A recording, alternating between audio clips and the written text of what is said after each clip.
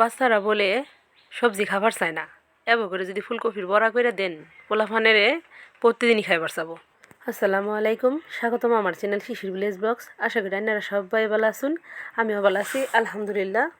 তো আমি প্রথমে এই ফুলকপিগুনা এরম করে পাতলা পাতলা করে কেটে নিছি। এরম করে কেটে করলে আপনি করে এই ভাপ দেওয়ার সিদ্ধ করে হাইরা পরে ভাজন লাগে না। তো আমি আজকে চালের গুঁড়া দিয়ে ভাজম।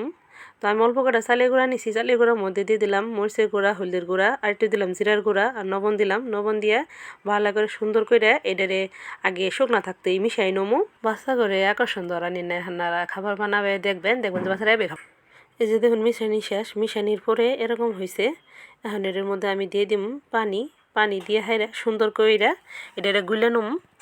গুলে সাইরা পরে এই কাঁচা ফুলকপিগুনা আমি এই গুলে রাখা এই চালের গুঁড়ারিয়ার ভিতরে চোবাই পরে তেলের মধ্যে ভাজম।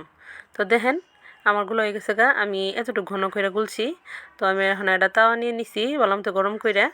পরে এটার ভিতরে দেখেন এরম কইরা আমি বড়াই চোবাইয়া দিয়ে দিমু। এরম করে দিয়ে দিলে দেখেন পুরা দেখা যেতেছে এখন গাছের নাহালা, বড় একটা বট গাছের নাহালা। তো হেনে গিয়ে আমার ফুলাফানের নাম দিছে এটারে বট গাছ আর কি বড়া, গাছ বড়া দিছে নাম। তো দেখেন এরম করে আমি সবগুলা বাইজে নমু। সর্বপ্রথমে আমি প্রথমবার একবার উল্টানি দিমু, দিয়ে সাইরা এটি আমি একটু ঢাইকে দিমু। আর আঁচটা একটু আস্তে আস্তে রাখমু। একটু ঢাইকে দিলেই আপনার আস্তে করে মানে আস্তে আস্তে সিদ্ধ হয়ে যাবো গা। আমি কিন্তু এটা কাঁচাই দিছি, কারণ ভাপ দিয়ে দিলে কি গইলা জায়গা বালামতে হয় না, সেরা বেড়া হয়ে জায়গা। কিন্তু এইভাবে দিলে পুষ্টি গুণাগুণটাও যেটা সম্পূর্ণটাই এটার ভিতরেই থাকে, আবার সুন্দর কইরা ওয়েও জায়গা। তো আমি এরম করে দুইবার মাত্র একটু ডাইকে দিয়ে একটু সিদ্ধ করে নিছি। তারপরে একটু খোলা রাইখেই সুন্দর কইরা বাইজে নমু। বাইজে নিয়ে হেরা মশমশা হয়ে যাবো গা। যেহেতু চালের গুঁড়া দিয়ে বাচ্ছি, এটা এমনিতেই মশমশা হবো, অনেক মশমশা হয়ে যাব।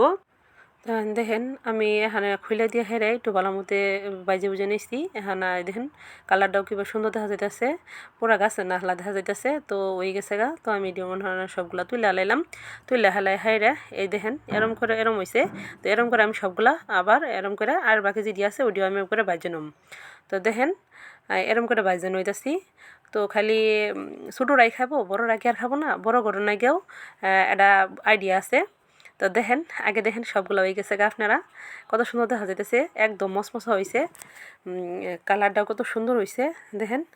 তো এখন দেখাই বড় গরেরই এই যে কাটছিলাম সাইড থেকে কি বাড়াইছে না, যেহেতু সমান করছিলাম। তো এডি তো আর ফালাই দেওয়া যাবো না। এডি আমি কি করি এরম করে সুন্দর করে যেটুক থাকে আটার গুলা ওইটুকের ভিতরে সুন্দর কইরা এটা মাখাই দিই। মাখায় সাইরা আমি একবারে এগুলা এডি দিয়ে দিই সুন্দর কইরা। দেখেন এরম করে দিয়ে দিলাম। দিয়ে সেটা সুন্দর করে উল্টায় পাল্টায় দিয়ে একটু ঢাইকে দিয়ে সিদ্ধ করে নিয়ে ভাজে নিব। তো আমি ওই তেলের ভিতরে দিয়ে দিয়েছিলাম আর একটু তেল সেজন্য দিয়ে দিলাম। দিয়ে সুন্দর কইরা ঢেকে দিয়ে ভাজে বুঝে নিলাম। তো দেখেন এরম করে একটা বড়া দিয়ে তো 1 প্লেট ভাত খেয়ে হলাম যা। তো দেখেন হয়ে গেছে গা। দেখেন কত সুন্দর দেখা যেতেছে। এটা খাইতে অনেক মজা হবো, মশমশা হবো। তো এখন সকালে যেহেতু খাবার নাস্তা খাইতেছি খামো। তো দেখেন আমি আরও শাক ভাজছি, আরও বেগুন বড়া করছি। এগুলো দিয়ে এখন খামো সুন্দর করে। একদম মশমশা হয়েছে, দেখে দেখা যাইতেছে। আপনাকে একটু ভাঙে দেখাই, দেখুন কিরম সিদ্ধ হয়েছে ভিতরে। একদম সুন্দর করে সিদ্ধ হয়ে গেছে এবং কি অনেক মশমশা। দেখেন কি সুন্দর সিদ্ধ হয়েছে। এটা খাইতে অনেক মচমচ করতেছিল। আপনারা অবশ্যই এটা বানাই খাবেন, দেখবেন যে অনেক মজা। তো আজকের মতো এই পর্যন্তই। আমার ভিডিওটা যদি আপনার কাছে ভালো লাগে থাকে অবশ্যই আমার চ্যানেলটা সাবস্ক্রাইব করে দিবেন, লাইক কমেন্ট শেয়ার করে দিবেন, আর অবশ্যই বেল আইকনটি অন করে রাখবেন।